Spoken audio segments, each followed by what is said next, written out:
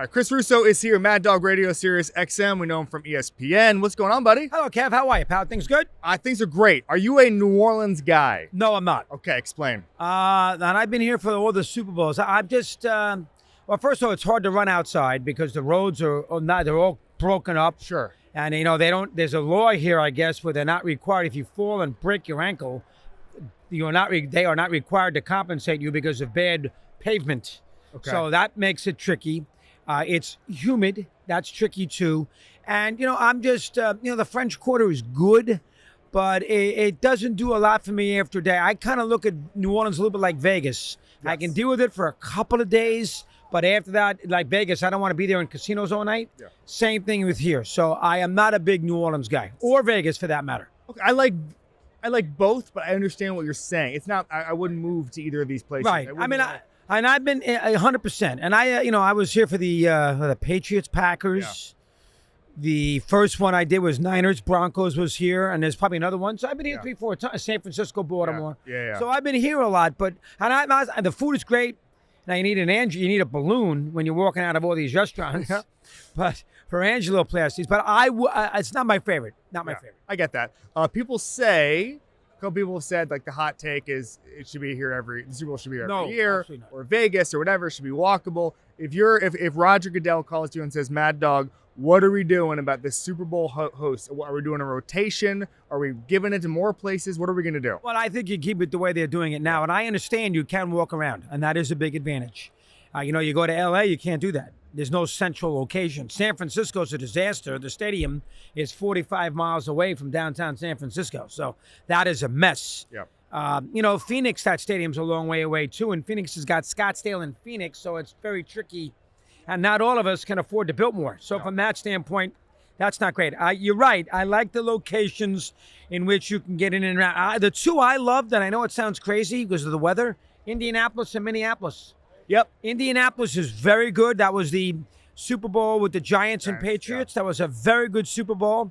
I know it was chilly, but you can get in and out. The stadium's in downtown. And Minneapolis, they embraced the cold weather. I was there for that first one they did with Minnesota, with the Buffalo-Washington game. They had snowmobiles. They loved it. And everybody got a kick out of it. So I know it's weird because of the weather, but those two I liked a lot. You're an innovator of Radio Row, a legend. It's a little strong, but go ahead. What's your favorite Radio Row moment of all time? My favorite radio, and I've said this story a lot, my favorite radio moment probably of all time is the first year that we came down. It wasn't really a Radio Row, but we had Madden and Summerall on. And they did the game that year, San Francisco, Denver. And Madden, was a big sports fan, is a huge listener, even at that time with Mike Francesa and me 1 year into the show. And he told us when he was on, took the headsets off, why don't you guys come visit my hotel one morning this week? I want to show you some stuff. Yeah. I said, really? Yeah, come on by. Just tell me when you're coming. So no cell phones in those days, but we must have communicated through CBS to go down and see him. This is before Fox. So we went, a morning or two later. He brought us a little boutique hotel on Bourbon Street. He brought us into his room. He sat us down. He had the projector on. He had the little telestrator. He said, watch this. He had Rice doing this. He had John Taylor doing that. Roger Craig out of the backfield. Here's the tight end. Freaking Denver's got no chance. Wright can't do this. This guy can't do that. Final score of 55-10, San Francisco. That's a good moment. Wow. The greats can do that. So we didn't, I don't know if we used it on the air. We probably waited until the game was over.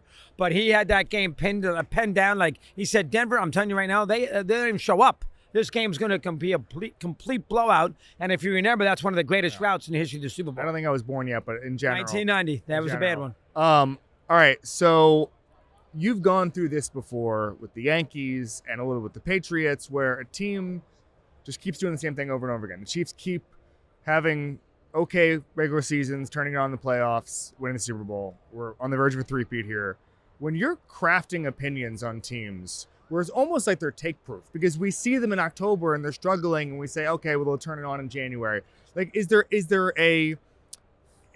how do you approach that? I mean, it reminds me a little bit of the Yankees, 1997, 1998. It's like we just have the same conversations over and over and over again. Like, how do you approach a team that just seems almost to me take-proof?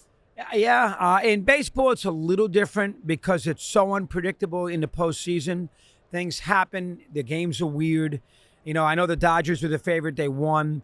But, the Giants in 54 swept the Indians, and the Indians won 111 games. They were 111 and 43.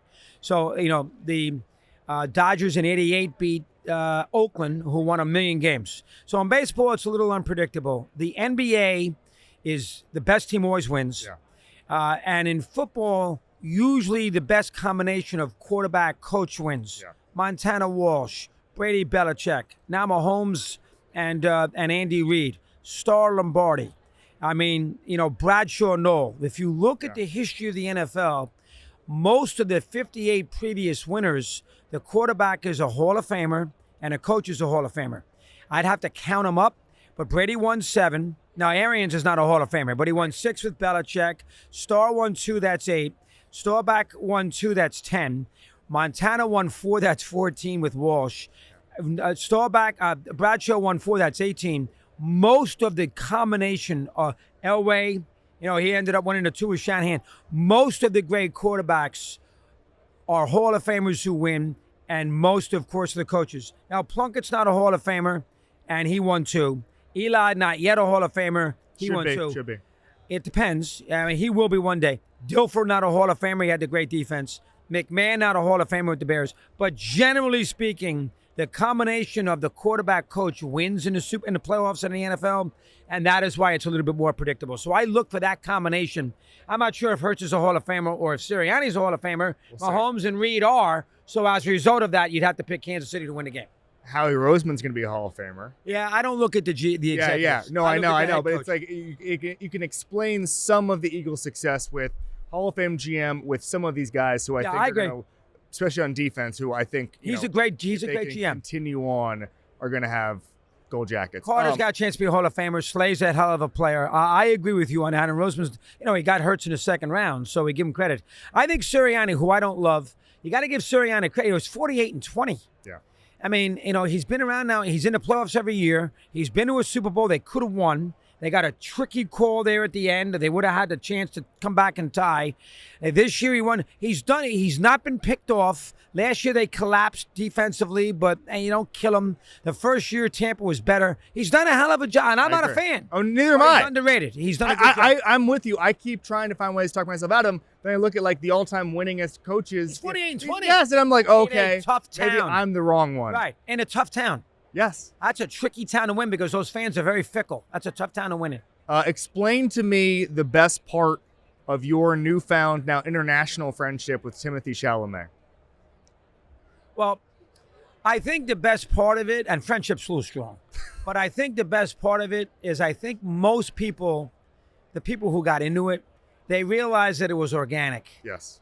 Because I had been talking about that movie for 6 months. I wouldn't talked about it with me at Seaport months ago. Did I? I wouldn't have known Chalamet if he fell on me because I didn't see The Dune and all those Beautiful Boy. I didn't see any of those movies. So from that standpoint, I wasn't that familiar with him. Sure. But I love the music and I love the time period. And then my son sent me all the trailers. I saw all the featurettes. So I was completely into the movie before I was into the actor. Okay. This just wasn't me jumping on the bandwagon. Look at me with Tim. It was the movie to me. And I think that's the thing that I like. And then he did his part because I screamed about it as a gag on First Take. Yeah, I remember. And he caught on to it. So the combination of that, I think people got into it. So I think I enjoy that scenario. And he's the nicest kid in the world. I saw him sign all those autographs for all those fans in London. He was, he wasn't a put on with me. You could tell he was into me being there. Yeah. He was nice to my daughter who I took. Beautiful. So all those things, it felt real. So that's what I liked about it most of all. Are you going to maybe this offseason go through some of his older movies Yeah, I probably will. Yeah, anything? That's a good question. Anything? I'm not sure what, Okay. but I probably will go through. I'll look at those other two. Eventually I will do that. And I will be bothered. He deserved. Now, I know Brody's great, but the AI thing with Brody, people are telling me could hurt him a little bit. I'll be disappointed as Chalamet. I don't expect the movie to win. I don't know if Norton or Monica Barbero is coming into the studio on Wednesday. I got it for a half hour. Wow. Joan Baez. Okay. Wednesday at 12:30. I'm going to leave First Take early to go tape it. She's coming into Sirius. That's excellent. She's doing some other interviews, not just me, but she's coming and she wants to get some juice going for the supporting actress thing. Yeah. I would think that out of all the categories, and what they get 8 nominations, I would think he's got the best shot to win. I agree. Out of all the 8. I agree. If you could get a biopic made of someone that you adore, someone like a Bob Dylan, and obviously there's been Bob Dylan movies before. And there is a Springsteen one coming out too. Springsteen one coming out too. Is there someone where it's like, if I could just wave a wand and somebody's going to make a movie about something, time and place, what would it be? Yeah. They've done stuff on Lombardi. They did the play. Of course. So I can't use him. I tell you one that would be interesting. They've done Mantle. Yep. With the 61, so you can't use that. I tell you one that would be interesting is DiMaggio. Yeah. He married Marilyn Monroe. He was great, and he was aloof. He was shy. He's got a certain aura about him. Yes. The period is great. He hated Sinatra. That would be very interesting. I don't know who you get to play him.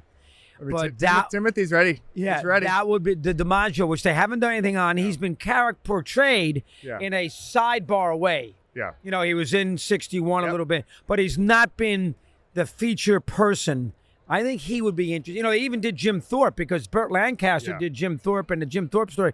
But he would be a good one, is DiMaggio, from a sports perspective. From a sports perspective, yes. No, I completely agree with you. Also, Richard Ben Kramer's book about Joe DiMaggio. It was a great book. Good job. One of the best books. A little negative, but it was a great. The Mariners book on Lombardi was an all-time book. Too. Absolutely. You are a good sports fan. Absolutely. No, I understand. Like that the myth busting that went on in that book is unbelievable. He almost went too hard with DiMaggio. With DiMaggio, yeah. With Lombardi too, which is the idea of like he was just consumed. Yes. Not a good family man. He was just consumed. That's a good read on it. All right. Anything else sticking in your crawl this week? Any other takes you need to get out? The officials. They had that official dinner. I don't know what night it was. They always have the officials have the dinner. Yeah. Because they get rewarded for being in this game. You got to earn it. And I know they have a big officials dinner with the NFL. At least they used to. I'm sure they still do. Goodell went there. And I guarantee you, Goodell said, guys, here's the thing. I don't want to wake up Monday morning hearing anybody scream about Kansas City getting the calls. I'm not saying you go give the Eagles a break. Let's be careful here of giving them a free 15 yards in a crucial point of the game. I'm very interested in that because we've gone through the history. Their last 11 playoff games, they can moan and groan about it all they want. 66 penalties on the opponents, 36 on theirs. 11 personal fouls on the opponents, 2 on them.